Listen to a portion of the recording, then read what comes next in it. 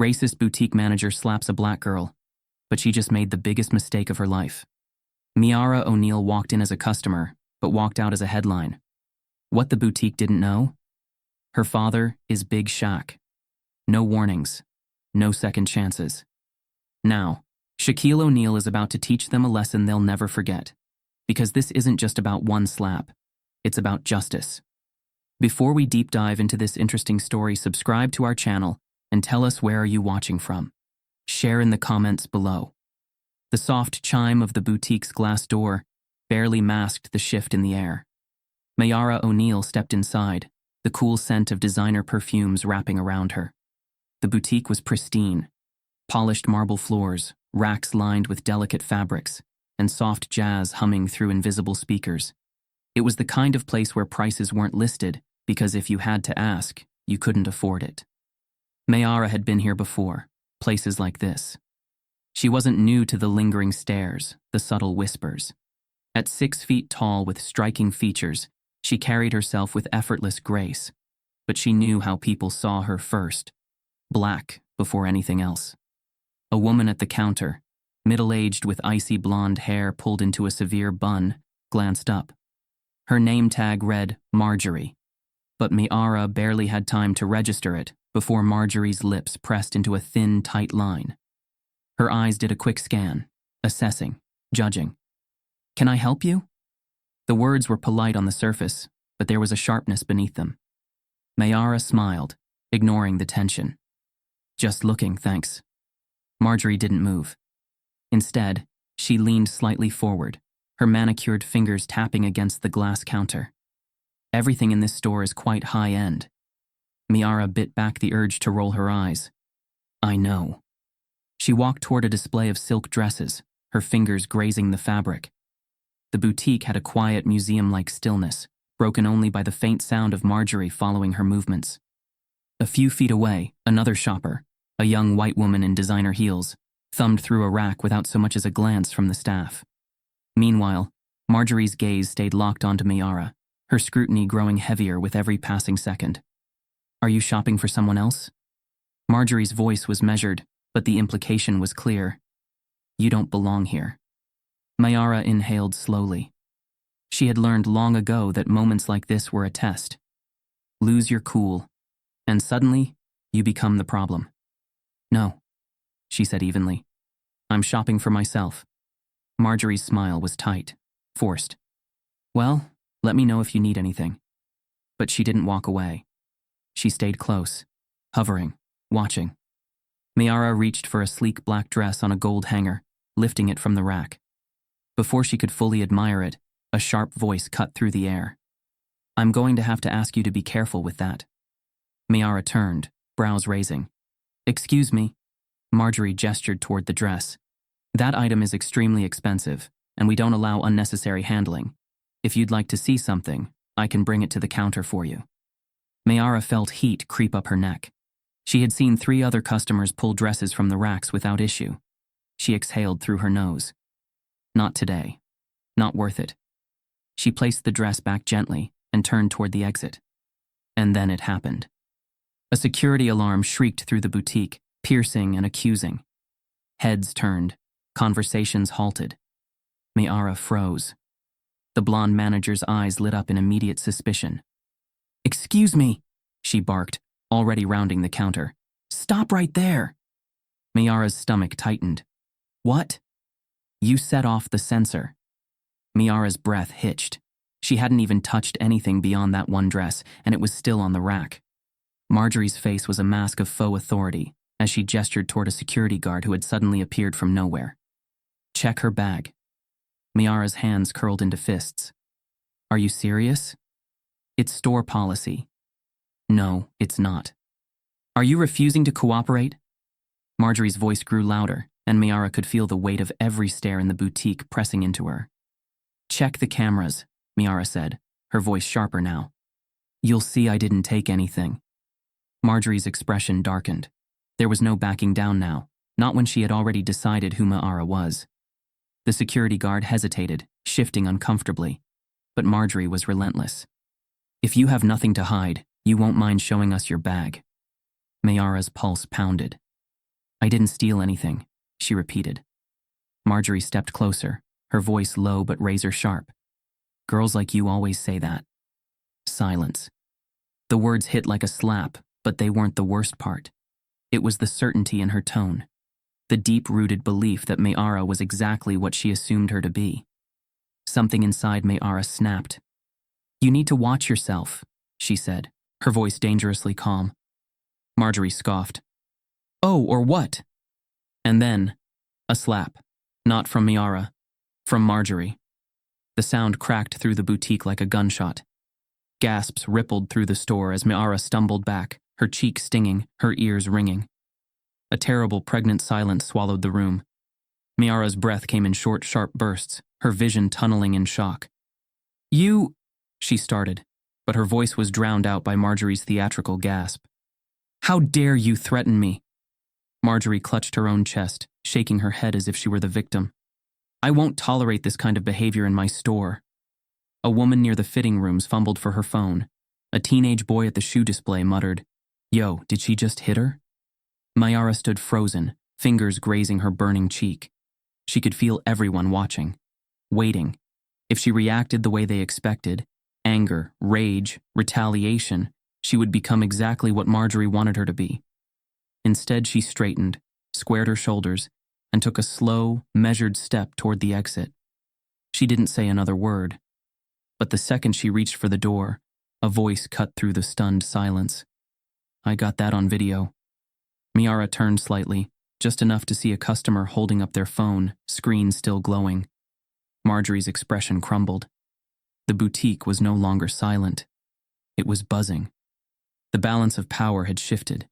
Mayara didn't need to raise her voice, didn't need to argue. The moment was already out of Marjorie's hands. Without a second glance, Mayara stepped out of the boutique. As the door shut behind her, she exhaled. Slowly, deliberately. She would tell her father. But not yet. Because she knew one thing for certain. This wasn't over. Mayara O'Neal walked out of the boutique, her steps measured, her breath controlled. But inside, a storm was brewing. The sharp sting on her cheek had faded, but the humiliation sat heavy in her chest. The world outside felt different, brighter, louder, as if the slap had shattered some invisible shield she hadn't even known she carried.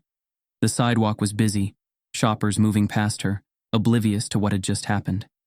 Cars rolled lazily down the street, the world continuing as if nothing had changed. But for Mayara, everything had. She reached the corner and leaned against a lamppost, willing herself to breathe. In. Outside, she could feel her phone buzzing in her pocket, but she ignored it. Her father's face flashed in her mind. Shaquille O'Neal, Big Shaq, the man who had taught her resilience, strength, and above all, self-control. He would lose it if he knew. The thought of his fury, of what he might do, made her hesitate. She could already picture his reaction, the flash of anger in his eyes, the quiet storm in his voice. Her father was not a man of reckless outbursts, but when it came to his family, he didn't play games. Would he walk into that boutique and tear them apart with words alone? Would he expose them publicly, let the world see exactly what they had done? Or would he handle it silently, strategically, making them regret ever laying a hand on his daughter? Her chest tightened. She hated the idea of being the reason for his anger. So, she stayed silent. For now. Inside the boutique, laughter echoed. Marjorie leaned against the counter, shaking her head with an amused smirk. Did you see the look on her face? Like a damn deer in headlights. Another sales associate, a younger woman with perfectly curled brown hair, chuckled, but glanced nervously toward the door. I don't know, Marjorie. That was a lot. Marjorie scoffed. Oh, please. She needed to be put in her place. You let people like that walk all over you, and suddenly, they think they own the world. The younger woman bit her lip, shifting uncomfortably.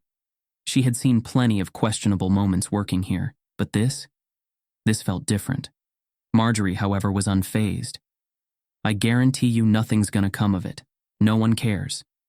But she was wrong.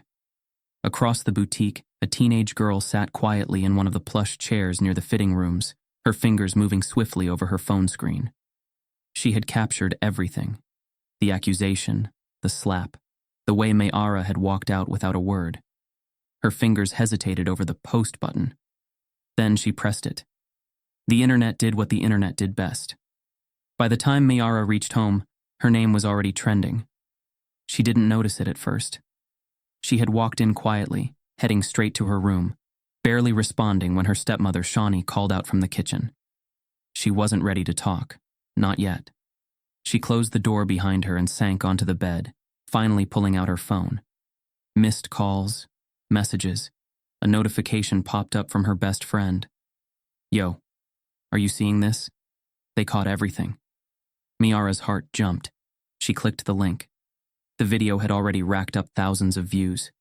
The caption was simple: "Racist boutique manager slaps black teen for existing in her store." What year is this? She pressed play. The entire moment played out in harsh clarity, the way Marjorie's expression shifted, the false accusations, the way she had delivered that slap without hesitation, without fear. And then, the part that made Mayara's stomach twist, the way Marjorie had smiled after. She hadn't even realized it in the moment, but there it was, satisfaction. Comments flooded in beneath the video. Did she really just slap her? That girl handled it better than I ever could. I would have lost it. Name the boutique. We're shutting it down. Someone tag Shaq right now. Mayara's breath caught. Someone tag Shaq. Oh, God. Her fingers hovered over the screen. Did he know? Had he seen it? Before she could process anything further, a deep voice rumbled from outside her door. Mayara. Her stomach twisted. She knew that tone. Calm. Low. Dangerous. She opened the door slowly, finding herself face to face with her father. He wasn't holding his phone, but she knew he had seen the video. For a long moment, neither of them spoke. Finally, Shaq exhaled, his massive frame still, controlled. Why didn't you tell me? Mayara swallowed. I didn't want you to get mad. Shaq's jaw flexed. I'm not mad, Mayara. He paused, then added, I'm furious. She braced herself, but he didn't explode. He didn't yell. Instead, he turned away, rubbing a hand over his face. When he spoke again, his voice was quieter, heavier. I've spent my whole life protecting my family from this exact kind of thing. And still, here we are. Mayara looked down. I handled it. You shouldn't have had to. The silence stretched between them. Then, Shaq turned toward her fully, his eyes burning with something deeper than anger. Resolve. Did they know who you were? She shook her head. No. A dark chuckle left his lips. Good. And just like that, she saw it. The shift. The calculation. Shaquille O'Neal wasn't just an NBA legend. He wasn't just a businessman, a public figure. He was a force. A storm. And right now, he was about to make sure they never forgot the name O'Neal. Meanwhile, back at the boutique, the laughter had died. Marjorie's phone buzzed against the counter, alert after alert lighting up her screen. She frowned, picking it up. Her fingers swiped across the notifications, hundreds of messages, missed calls, emails piling in. And then, a text from a number she didn't recognize. You just slapped Shaquille O'Neal's daughter. Hope you're ready for what's coming. Marjorie's stomach dropped. Her breath quickened as she clicked the link in the message, her hands trembling. The video loaded, the sound of her own voice filling the air. Girls like you always say that. She heard herself. She saw herself. And she knew. There was no talking her way out of this. A shaky breath left her lips. She had made a mistake. A big one. And she had no idea what was about to hit her. Shaquille O'Neal sat in his dimly lit study, his massive hands resting on the sleek wooden desk. The glow from his phone screen illuminated his face, his deep brown eyes locked on the viral video playing in his palm. He had already watched it once, no, twice. But now he let the words sink in. The slap. The accusation. The smirk on that woman's face as if she had done the world a favor by putting his daughter in her so-called place. He exhaled through his nose, slow and controlled. No sudden moves, no impulsive reactions. This wasn't the kind of battle fought with fists or loud declarations. This was bigger than Mayara, bigger than himself. He needed to be smarter. Shaq leaned back in his chair, tapping his fingers against the desk in rhythm with his own heartbeat. He had spent years navigating spaces where people judged him before they knew him. He had learned how to read people, how to walk into a room and immediately sense who saw him as a basketball legend and who saw him as just another black man who didn't belong. Marjorie. He didn't know her, but he knew her type. And now, he needed her to show her true colors one more time. Shaq wasn't the kind of man who blended into crowds easily, but when he wanted to, he knew how to make himself just another customer. He arrived at the boutique dressed in a muted gray hoodie, jeans, and sneakers. Nothing flashy, nothing that screamed celebrity. The key was in the posture, the body language. He kept his head low, walked with an unhurried pace, and let the assumptions do the work. The moment he stepped inside, the air shifted. Marjorie was at the counter, her back turned as she adjusted a display case of designer watches. She didn't notice him at first, but the younger sales associate from before, Claire, did. She gave him a quick glance, then another, her gaze lingering. Shaq could almost see the internal battle in her expression. She recognized him, or at least, she thought she did. He gave her nothing, just a neutral nod as he casually browsed a rack of jackets near the entrance. Then Marjorie turned around. Her reaction was immediate, visceral. The slight stiffening of her shoulders, the flicker of annoyance in her eyes, the way her lips pursed just enough to suggest displeasure. Shaq didn't react. He pulled a jacket from the rack, inspecting the tag like any other shopper. Marjorie, on the other hand, reacted exactly as expected. "Can I help you?" Her tone wasn't outright hostile, but there was an unmistakable edge, the same one from the video. Shaq hummed as if considering. "Just looking." Her gaze didn't leave him. "Well, let me know if you need anything." She didn't move. She watched him. Shaq could feel it. The weight of her suspicion. The way her fingers tapped against the glass counter as though itching to intervene. He reached for another jacket, running his hand over the fabric. Marjorie took a step forward. "I'm going to have to ask you to be careful with that." Shaq stilled. Slowly, he lifted his head and met her gaze. "Excuse me?" His voice was calm, measured. "Those are high-end items," she said, her lips stretching into a smile that didn't reach her eyes. "We have a policy about handling merchandise too much before purchasing." Shaq let out a quiet chuckle. "Do you?" Marjorie's smile faltered, but she held her ground. "Yes, we do." Shaq nodded slowly, setting the jacket back on the rack. "Interesting." Marjorie narrowed her eyes. "Is there a problem?" Shaq tilted his head, pretending to think. "No, no problem. Just wondering why I seem to be the only one who's been reminded of that policy." Marjorie's nostrils flared slightly. "Sir? If you're not planning to make a purchase..." Shaq lifted a hand. "Relax. I haven't done anything." Marjorie crossed her arms. "That's what they always say." Silence. There it was, the mask slipping. Shaq stared at her for a long moment, letting the words settle between them.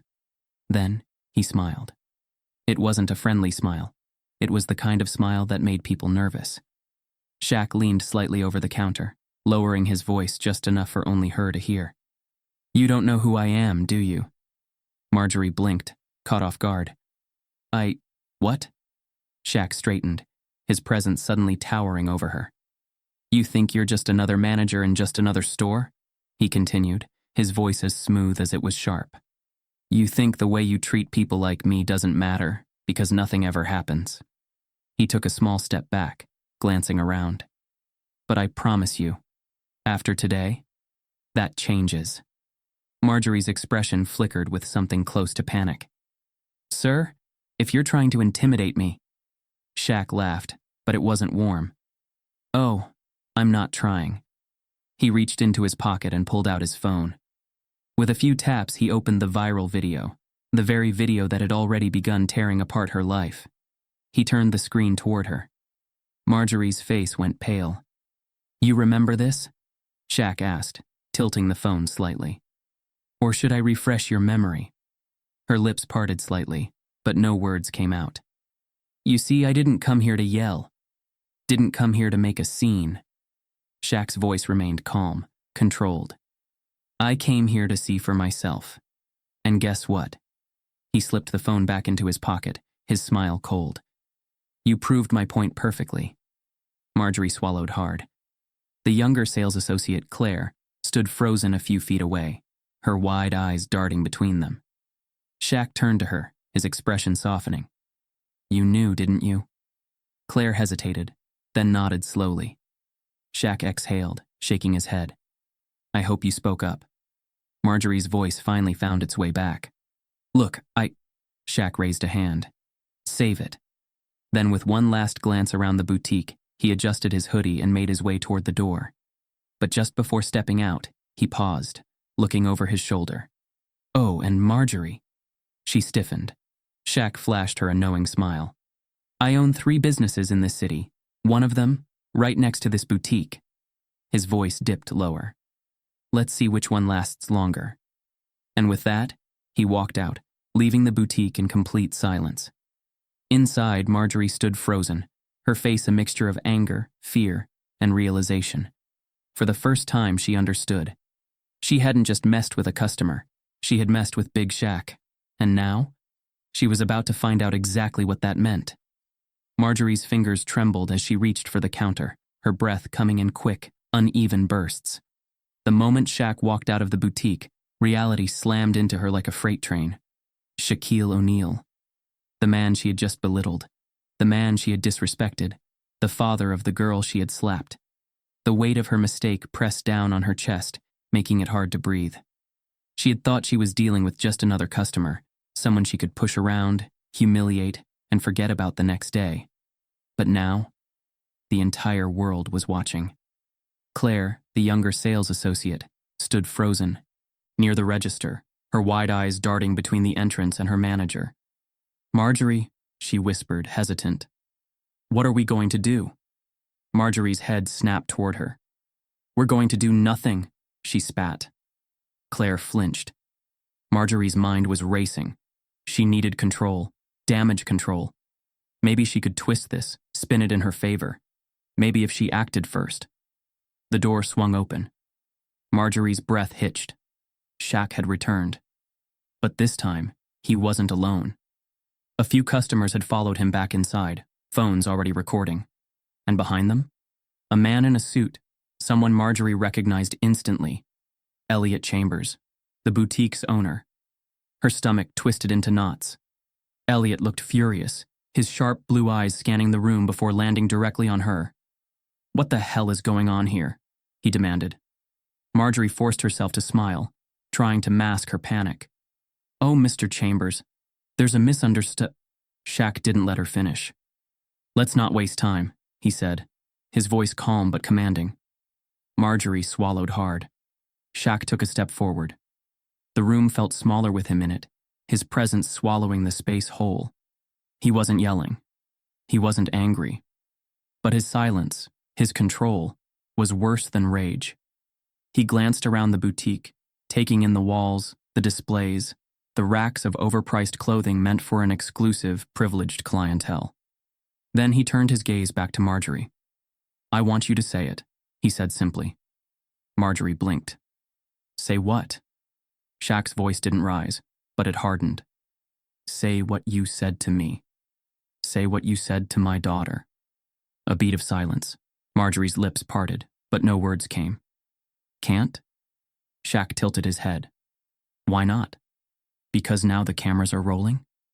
Marjorie's face burned. She could feel the customers watching, whispering, waiting.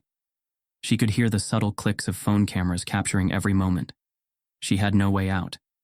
Shaq let the silence stretch just long enough for discomfort to settle deep in everyone's bones. Then, he turned to the crowd. This, he said, gesturing toward Marjorie, is what racism looks like when it thinks no one's watching. A murmur rippled through the boutique. Marjorie stiffened. I am not racist, she snapped, her voice cracking slightly. That girl, your daughter, she was acting suspicious. I was just doing my job. Shaq's expression didn't change. Suspicious how? Marjorie's mouth opened and closed. Shaq took another step forward, his presence immovable. She didn't steal anything. She didn't break anything. She didn't cause a scene. And yet you accused her. You humiliated her. And when she stood up for herself, you hit her. A gasp rippled through the customers. Marjorie's chest heaved. I didn't mean, Shaq shook his head. No, you meant it. His tone was firm but steady. That's the thing. You meant every single word. Marjorie's hands curled into fists. She was disrespectful. Shaq let out a quiet, humorless chuckle. You mean she didn't let you walk all over her? He exhaled. Let me ask you something, Marjorie. If my daughter were white, would this have played out the same way? Silence. Marjorie's lips pressed together into a thin line. Shaq nodded. That's what I thought. He turned toward Elliot, who had been standing stiffly by the door, his face a mask of controlled fury. This is the kind of person running your store? Shaq asked. Someone who profiles customers based on the color of their skin? Someone who abuses young black girls and then laughs about it when they leave? Elliot swallowed thickly, shifting uncomfortably. Mr. O'Neal, I had no idea this was happening. Shaq arched a brow. No? He glanced at the watching customers, then at the phones still pointed in their direction. You do now. Elliot knew what that meant. This wasn't going away. The video was already online. The backlash was already gaining momentum. He had to act. Clearing his throat, Elliot turned toward Marjorie, his expression darkening. Marjorie, I'm going to need you to step into my office. Marjorie's face drained of color. But, Mr. Chambers, please, Now. For the first time since the incident, Marjorie looked genuinely afraid. She knew what was coming, and so did Shaq. As Marjorie disappeared through the back hallway, the tension in the boutique shifted. Shaq looked around, his gaze lingering on the customers still watching in stunned silence. I don't need an apology, he said finally. I don't need excuses. I don't need statements from some PR team saying this isn't what this boutique stands for. He shook his head. I need people to understand that this happens every day, in places like this, to people like me, my daughter, my friends. We don't need to be criminals to be treated like one. A hush fell over the boutique. Shaq took one last look at Elliot. Clean up your store. With that, he turned and walked out. This time, no one stopped him. Outside, the sky had darkened slightly, the air thick with something unspoken. Shaq exhaled, rolling his shoulders back as he stepped toward the curb. He knew this wasn't over, not by a long shot, but one thing was certain. Marjorie? She wasn't going to walk away from this unscathed, and neither was this boutique. The storm had officially begun. By morning, the internet was ablaze. News anchors debated the incident on national television, social media platforms overflowed with outrage, and hashtags like #JusticeForMiara and #BoycottTheBoutique trended worldwide. The video of Marjorie slapping Miara had already racked up millions of views, dissected frame by commentators, influencers, and activists. Some called it an isolated incident, an overreaction blown out of proportion. Others saw it for what it was, another painful reminder of the deep-seated biases that still existed in America. Mayara scrolled through her phone, watching as people she'd never met took sides in a conversation that had started because of her. Some posts made her feel seen, understood. Black women are constantly disrespected like this. Glad this one got caught on camera. Shaq raised his daughter right. That girl held her composure better than I ever could. Why is she even being debated? She was literally assaulted. But then there were the others, the voices that made her stomach twist. Oh, please. This is just another example of celebrities trying to play the victim. Why didn't she just comply? If she had nothing to hide, why make a scene? The manager was just doing her job.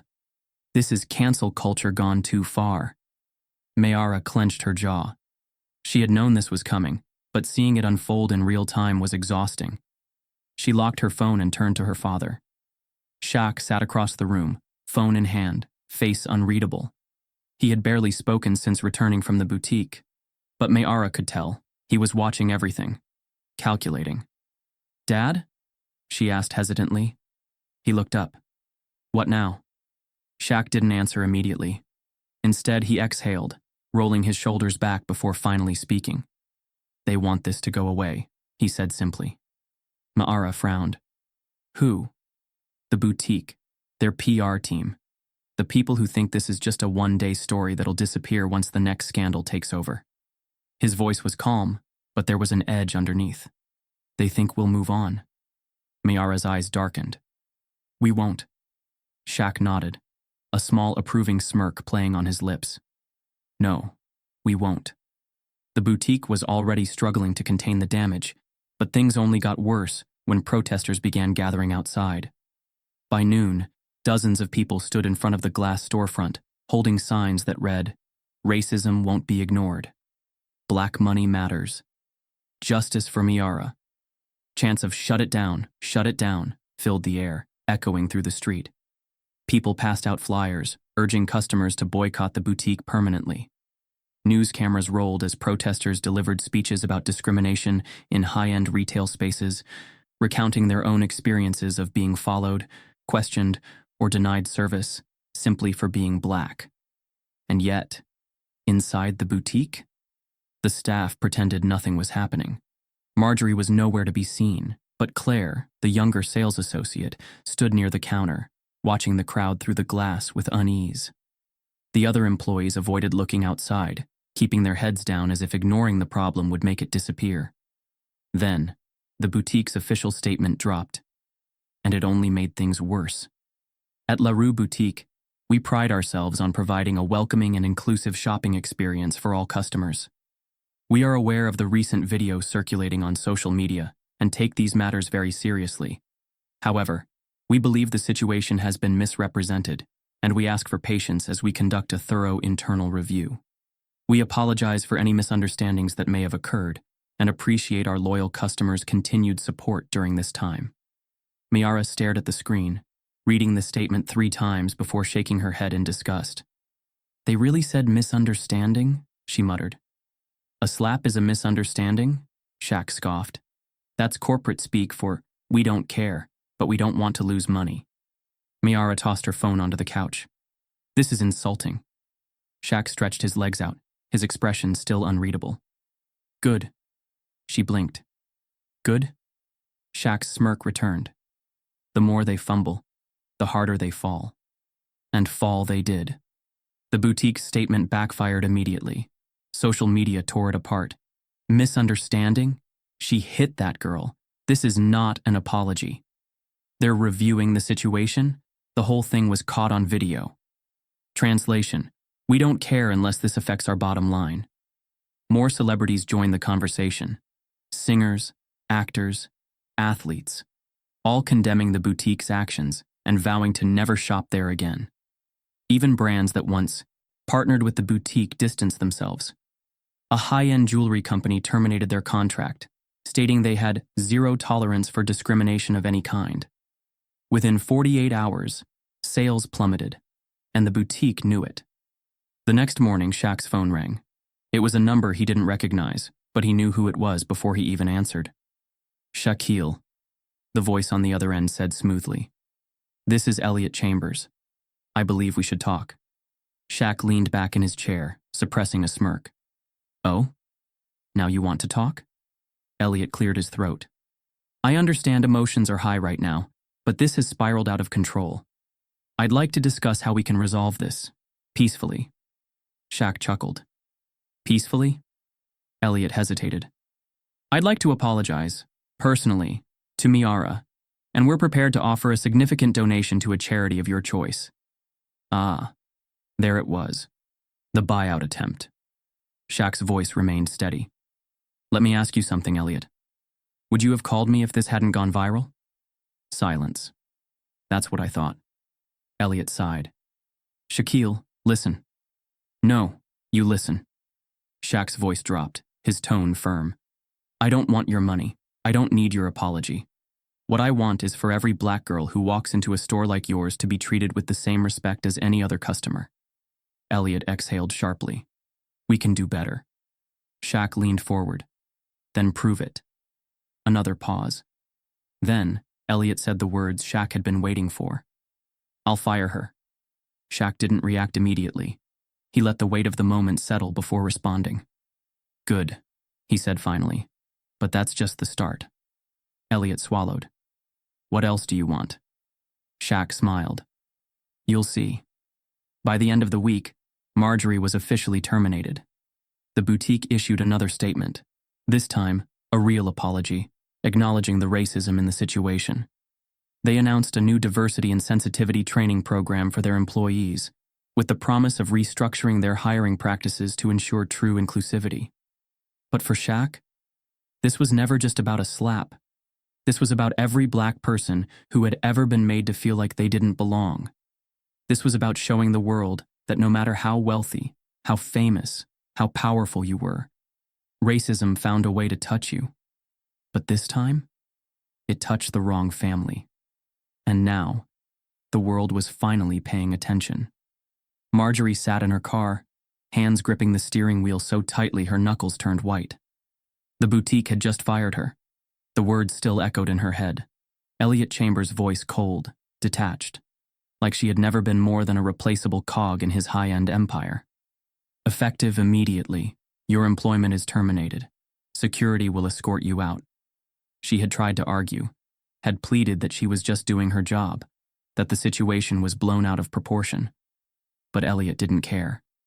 He had barely looked at her as he signed the papers, making it clear. She was the sacrifice they were offering to the public. Now, she sat in the driver's seat, staring blankly at the dashboard, her mind a tangled mess of rage, humiliation, and disbelief. This wasn't supposed to happen. She had worked at that boutique for 15 years. She had been good at her job, respected, feared even. She had built a reputation for running a tight ship, for keeping undesirables out of the store, and ensuring only the right clientele shopped there. Now, she was the villain. She turned on the radio, only to hear her own name in the news. Marjorie Hayes, the manager at the center of the La Rue boutique scandal, has officially been fired following public outrage. But for many former employees and customers, this firing is long overdue. Marjorie's stomach twisted. Then came the worst part. Several past employees have come forward with allegations of discrimination and unethical behavior. One former worker, who spoke anonymously, claimed Hayes had a long history of racial profiling, often instructing staff to keep an eye on black shoppers. Another recalled an incident where Hayes refused to let a black woman try on an expensive dress, insisting she couldn't afford it. Marjorie slammed the radio off. Her pulse pounded in her ears. Lies. All of it. But deep down, she knew. They weren't lying. The online attacks came swiftly. Her social media pages were flooded with messages. Some were threats, some were insults. But the worst ones? The ones that told the truth. "I used to work at that boutique. Marjorie once told me to check the cameras every time a black customer came in. Guess this was bound to happen. I went into that store last year, and she refused to help me while treating white customers like royalty. KARMA, 15 years of racist behavior, and she's surprised she got caught? Bye, lady." She shut her laptop and pressed her hands to her temples. This wasn't fair. She had built that boutique. She had dedicated her life to keeping it exclusive, to maintaining a certain standard. And now, one viral video had erased everything. She needed an out, a way to flip the narrative. That's when she got the idea. She grabbed her phone and opened Twitter. Her fingers moved quickly over the keyboard. "I have been unfairly targeted by cancel culture. One mistake should not define a person. I was doing my job, and now my life is ruined. When will this madness stop?" She hit post. For a few seconds, she let herself believe it might work. That people would rally behind her, defend her, say she was being unfairly punished. Then the replies rolled in. "You got canceled for slapping a child? Lady, please. One mistake? Try 15 years of discrimination. The only thing unfair here is how long you got away with it. You're not sorry. You're just sorry you got caught." Marjorie's throat tightened. Nothing was working. Her world was falling apart. And there was nothing she could do to stop it. Days passed. The media attention didn't fade. If anything, it got worse. Every news station, every online blog, every podcast picked apart her downfall. She lost everything. No one wanted to hire her. Her once powerful reputation in the fashion industry turned to dust overnight. Friends stopped calling. Her emails went unanswered. For the first time in her life, she was the one being shut out. That's when the letter arrived. It was hand-delivered, no return address. Just an envelope with her name on it. Curious and slightly paranoid, she ripped it open. Inside was a simple note. "You want to fix this? Meet me tomorrow, 3 p.m., the Foundation Center. S." Marjorie's brow furrowed. S? And then she knew. Shaquille O'Neal. The Foundation Center was a large community hub in the heart of the city. It was a place for mentorship, youth programs, and social justice initiatives. Marjorie hesitated at the entrance, feeling exposed, like a fraud stepping into a place she had no right to be. But she had come this far. Taking a deep breath, she stepped inside. Shaq was already there, seated at a long table near the back. When he saw her, he didn't move, didn't even gesture for her to sit. He just waited. Marjorie hesitated, then slowly walked over and took a seat across from him. The silence stretched between them. Finally, she spoke. "Why am I here?" Her voice was smaller than she intended. Shaq studied her, then leaned forward, resting his massive forearms on the table. "You tell me," he said. Marjorie frowned. "I don't..." Shaq cut her off. "You want redemption? You want people to stop hating you?" His voice was low, even. "Then prove you deserve it." Marjorie swallowed. "How?" Shaq leaned back, crossing his arms. "You've spent years pushing people like my daughter away. Years making sure black customers felt unwanted in places like that boutique." His gaze didn't waver. "You want to fix it? Then help fix what you broke?" Marjorie stiffened. "You want me to... what? Make a public apology? Do a press tour?" Shaq let out a humorless chuckle. "This isn't about your image, Marjorie. It's about actual change." He slid a folder across the table. Inside is a list of organizations that fight discrimination in retail spaces. People working to make sure what happened at La Rue never happens again. His expression turned serious. "I want you to join them." Marjorie's pulse quickened. "You expect me to just... switch sides?" Shaq met her eyes. "There are no sides. There's right and wrong. You've been on the wrong side for a long time." He exhaled. "Now's your chance to change that." Marjorie's hands tightened in her lap. "And if I don't?" Shaq's face remained unreadable. "Then you live with the consequences of who you've been." Silence.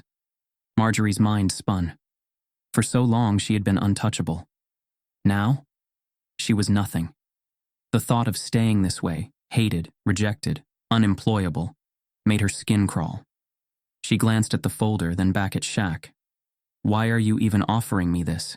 she asked quietly. Shaq's expression softened slightly. "Because I believe people can change." He tilted his head. "The question is, do you?" Marjorie stared at him, torn between pride and desperation. She had a choice, one that would define the rest of her life. Slowly she reached for the folder. And for the first time in weeks, she wasn't certain of what came next. The house was quiet. Too quiet. Mayara sat curled up on the couch, her knees drawn to her chest, her phone resting untouched on the coffee table. She had barely spoken since the boutique fired Marjorie, since the protests began. Since her name became a hashtag, her face plastered across news segments, social media, and debates she never asked to be a part of. At first, she thought she was handling it. She told herself she was strong, that she had done nothing wrong, that the people supporting her far outweighed the voices tearing her down. But something wasn't right. The anger should have passed by now. The humiliation should have faded. Instead, it clung to her like a second skin, tightening around her chest every time she closed her eyes. Every time she remembered the slap, the smirk, the way Marjorie had looked at her like she was nothing. She had spent years brushing off microaggressions, ignoring the looks, pretending not to hear the coded comments. But this wasn't something she could push away. A soft knock on the doorway made her flinch. Shaq stood there, watching her. He wasn't in his usual relaxed posture, no easygoing smirk, No light-hearted joke to break the tension. His eyes, deep and searching, held something heavier. "Talk to me," he said quietly. Mayara swallowed hard. "I'm fine." Shaq raised an eyebrow. "You sure about that?" She hesitated. Then before she could stop herself, the words tumbled out. "No," she admitted, her voice small. "I'm not." Shaq didn't move, didn't push her to keep talking. He just waited, giving her space. And finally it cracked. I don't know why this won't go away," she whispered, gripping the sleeves of her hoodie. "I keep replaying it in my head, the way she looked at me, like I wasn't even a person." Her voice broke, and she shook her head. "I've felt it before, but never like this. Never this direct. And it's like," she sucked in a shaky breath, "it's like it reminded me of every single time I let things slide. Every time I didn't say anything because I didn't want to be that girl." Her hands clenched. "And now I feel stupid, because I should be over it. I should be—" "You shouldn't be anything," Shaq interrupted. Mayara looked up, her eyes wet. Shaq exhaled, stepping into the room and lowering himself onto the couch beside her.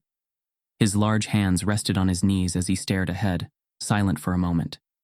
Then, his voice came low and steady. "When I was your age," he said, "I walked into a jewelry store in Texas. Just got drafted. Had money for the first time in my life. Wanted to buy my mom something nice." His jaw tightened. "The guy at the counter looked at me, looked at my clothes, and told me they didn't have anything in my price range." Mayara's breath caught. Shaq let out a bitter chuckle. "Didn't even ask what I was looking for, just assumed." He shook his head. "So I pulled out a stack of cash and said, 'How much for the whole store?'" Mayara blinked. "You bought the store?" Shaq shook his head. "Nah. But I made him sweat. Made him realize he'd just judged a millionaire like I was dirt under his shoe." He exhaled. "But the thing is, that wasn't the first time, or the last." His voice grew quieter. "I've been pulled over in my own car because cops didn't believe it was mine. I've been followed in stores. I've had reporters ask me if I was really smart enough to manage my own business deals." His fists curled slightly. "Doesn't matter how big you are, how rich you are. To some people, you're still just another black person who doesn't belong." Mayara wiped at her face. "How do you deal with it?" Shaq was quiet for a long time. Then he turned to her, his expression solid as stone. "You do something about it." The next morning, Shaq made phone calls. A lot of them. The boutique firing Marjorie wasn't enough. If this was happening there, it was happening everywhere. So he started pulling strings. Big ones. Within 24 hours, the O'Neal family announced the launch of a new initiative, the Fair Access Project. The goal? To expose and eliminate racial bias in retail spaces. A hotline was created where shoppers could report discrimination at high-end stores. A partnership was established with Black-owned businesses, directing consumers toward companies that valued inclusivity. And most importantly, an investigative team was formed, one that would conduct secret audits in luxury boutiques, gathering hard evidence of bias in action. The response was immediate. Finally, someone is taking real action. This is what using your platform for change looks like. Respect. Boutiques are shaking right now. Good. Even companies that had ignored the boutique scandal were now scrambling to make statements, promising to review their policies, suddenly eager to prove they were on the right side. But Shaq wasn't done yet. 2 weeks later, Mayara sat in a dimly lit studio, adjusting the microphone in front of her. Across from her sat a woman in her late 40s, her expression tense but determined. The cameras were rolling. This was the first interview for their new documentary project. Mayara took a deep breath and looked at the woman. "Tell us your story." The woman exhaled. "It happened last year. I walked into a boutique in Chicago. Just got a big promotion. Wanted to buy myself something nice. The moment I stepped inside, I felt it. The tension. The way the salesgirl barely glanced at me." She swallowed. "I asked for a dress in my size. She told me, 'We don't carry those sizes here.'" Mayara's stomach twisted. "But they did?" "Oh, they did." The woman let out a humorless laugh. "I checked online, but she assumed I didn't belong." And when I asked for a manager, she smirked and said, I am the manager. Miara glanced at the camera. And you never spoke about it publicly? The woman's face grew tight. What was the point? It's not like anyone would have cared. Miara leaned forward. They care now. The documentary project took off faster than anyone expected. More women came forward, their stories strikingly similar. A Latina doctor followed in a store because security didn't recognize her. A Middle Eastern lawyer denied service because the boutique didn't think she was serious about buying. A famous black actress once asked if she was shopping for a friend because the clerk refused to believe she could afford a designer bag. The footage was raw, painful, undeniable. And when the first episode dropped on YouTube, it went viral. News outlets picked it up. Celebrities shared it. Brands scrambled to prove they weren't guilty of the same behaviors being exposed. Retail chains issued new training policies. Some even reached out to Shaq, offering to work with the Fair Access Project to audit their stores. Change was happening. Real change. And it had started with one slap. That night, Miara sat beside her father, scrolling through the flood of reactions. You proud of yourself? Shaq asked. Miara looked up, the weight in her chest finally a little lighter. She nodded. Shaq pulled her into a side hug. Good. A pause, then he smirked. Now, you ready to go undercover in one of these stores? Miara grinned. Oh, you know it. The boutique was dying. The once bustling store now sat in eerie silence. Where there had once been a steady flow of high-end clientele, there were now only a few hesitant customers who wandered in, took a look around, and quickly walked out. The brand's reputation was in free fall. Sales had plummeted by over 70% in just 3 weeks. Their wealthiest clients had pulled their business, not wanting to be associated with a store known for racial discrimination. Designers canceled partnerships. Even the real estate company managing their lease was rumored to be reconsidering their contract. The boutique tried everything to regain footing. Flash sales, public relations campaigns, even an awkward, half-hearted attempt at diversity initiatives. But it was too late. The damage was done. And behind it all, watching the empire she had once controlled crumble to dust, was Marjorie Hayes. She sat in her tiny apartment, staring at the final notice on her desk. Her severance pay was nearly gone. The job offers never came. Employers didn't want to touch her, not after her face had been splashed across news screens as an example of modern-day racism in America. She had spent years building a name for herself in the industry. Now, it was worth nothing. The worst part? She had done this to herself. At first, she convinced herself that she was the victim, that she had been unfairly canceled by an angry mob that didn't understand her intentions. But the more she watched, the more she saw the stories of other women. Other black women. The documentary Miara helped launch had exploded in popularity. Women from all over the country were coming forward with stories painfully similar to Miara's. And Marjorie recognized herself in those stories. The way the saleswomen had dismissed them. The way they had been followed, questioned, made to feel like they didn't belong. She had been part of the problem. And now, she had to face it. For the first time in weeks, she pulled out her phone, hesitated for a long moment, then finally dialed the number. Shaq answered on the second ring. There was a pause. Then, his deep, measured voice. Marjorie. She swallowed, gripping the phone tighter. She started, but the words caught in her throat. She hadn't prepared what to say. She had spent her whole life commanding rooms, managing people, knowing exactly what to say and how to say it. But now, sitting alone in a cramped apartment with no job, no status, and no future, she felt small. Finally, she forced the words out. I don't know what to do. Silence. Then Shaq's voice, calm but firm. You asking for advice? Marjorie exhaled sharply. Yes, I think so. Another pause. Then Shaq said something that made her stomach turn. You really sorry? Or you just sorry you lost everything? She flinched. She stopped herself.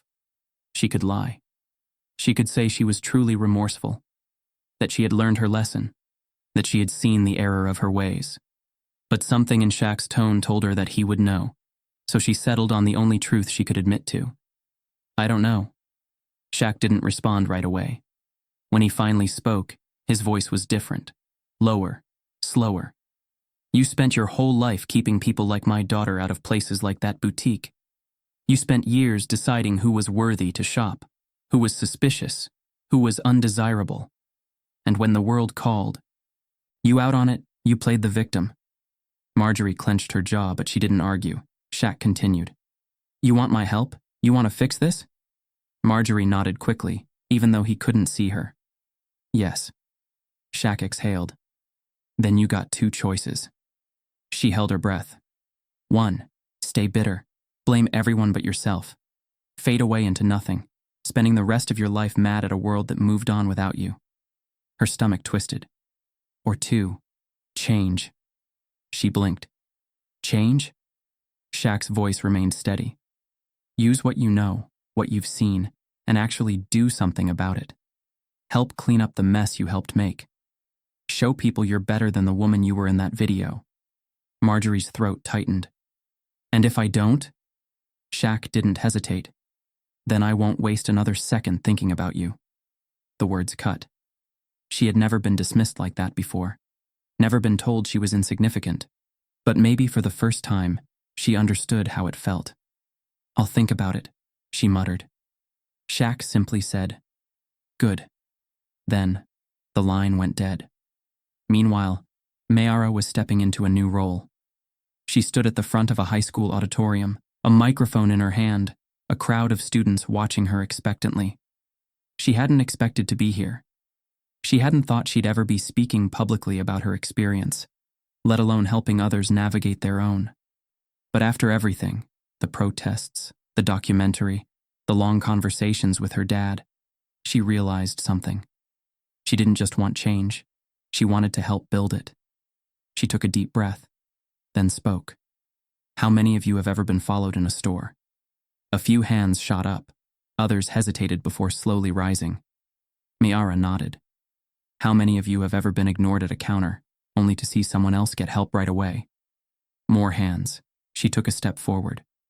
And how many of you stayed quiet because you didn't want to be difficult? The entire room fell into uneasy silence. Mayara scanned the faces. She saw herself in them. That was me, she admitted. For a long time. I told myself it wasn't worth making a scene. That it wasn't worth the stares, the whispers, the comments about being angry or sensitive. She gripped the mic tighter. But here's what I learned. When we stay silent, they win. A murmur rippled through the audience. Mayara's voice grew stronger. That's why I'm here. That's why we started this initiative. Not just to call out discrimination, but to teach people how to fight back. A hand shot up from the front row. A girl, maybe 16, looking both nervous and determined. How? She asked. How do we fight back? Mayara smiled. We educate, we document, we share our stories, we hold people accountable, and we refuse to be invisible. The room fell silent again. Then slowly, the crowd erupted into applause. Mayara exhaled. This was her purpose, and she wasn't stopping now. Back in her apartment, Marjorie stared at the folder on her desk, the one Shaq had sent her weeks ago. It contained a list of organizations working to dismantle discrimination in retail, places that could use someone with her knowledge, her experience, even her mistakes. She picked it up. For the first time, she considered what it might mean to start over. She had spent her entire career keeping people out. Maybe it was time to start letting them in. The boutique was gone. The once polished glass storefront now stood vacant, its doors locked, the space gutted. A for lease sign hung where mannequins once displayed overpriced dresses. Dust had settled on the windows, and the only people who stopped to look were those who had followed the scandal from beginning to end. Shaking their heads, snapping pictures, and reminding each other of what had happened here.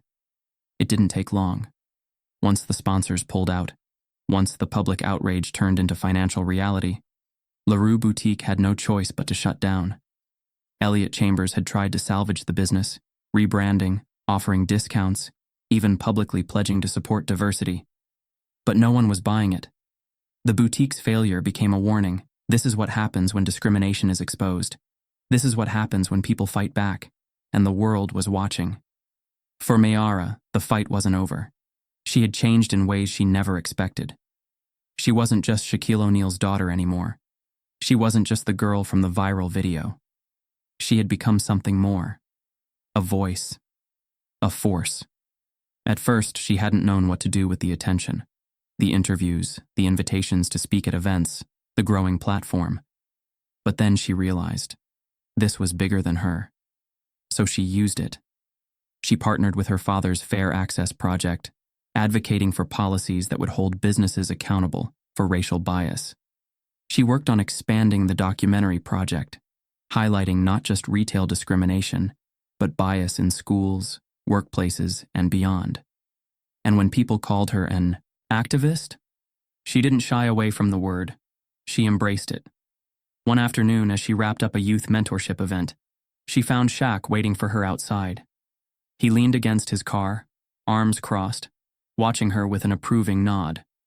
"You're getting good at this," he said. Mayara smirked. "You think?" Shaq chuckled. "I know." She leaned against the car beside him, exhaling. "Did you ever think it would turn into all this?" Shaq looked out at the city skyline, his expression thoughtful. "I didn't know what it would turn into. I just knew we couldn't let it slide." Mayara was quiet for a moment. "Do you think we really made a difference?" Shaq turned to her, his voice steady. "We didn't just make a difference." He nodded toward the crowd of young people leaving the event. "We started something. And now, it's going to keep going." And Marjorie? Her fate remained uncertain. She had disappeared from the public eye after her firing. The world moved on, as it always did. And soon, people stopped asking about her. But she hadn't forgotten. She had spent years defining herself by her power, her control, her ability to decide who belonged and who didn't. Now she was nobody. She had stared at that folder Shaq had given her for weeks. She had considered his words over and over. Change or disappear. She had thought about reaching out to one of the organizations he had listed, maybe volunteering, maybe starting over. But in the end, no one really knew what she chose. Some people said they spotted her working in a small boutique in another city, quieter, humbled. Others claimed she left the industry altogether, too bitter, too ashamed to face what she had become. Whatever the truth was, it didn't matter. She had been erased by her own choices. For Shaq, this was never about revenge. It was about something deeper, breaking the cycle. He had lived long enough to know that for every La Rue boutique, there were dozens more. That for every Mayara who spoke up, there were thousands who had stayed silent, who had let the humiliation fester because they had been taught that this was just how the world worked. But it didn't have to be. And now, because of everything that had happened, maybe the next time a young black girl walked into a boutique, she wouldn't have to wonder if she belonged. Maybe she wouldn't have to prove herself. Maybe she'd just be seen for what she was, a customer, a person. Enough. Shaq exhaled, looking out at the city, the weight in his chest lighter than it had been in weeks. The battle wasn't over, but for the first time he knew they had won something, and that was just the beginning. This isn't just a story, it's reality. It happens every day in places that claim to welcome everyone. But change doesn't happen in silence. Speak up, show up, hold them accountable. Because the next name trending could be yours.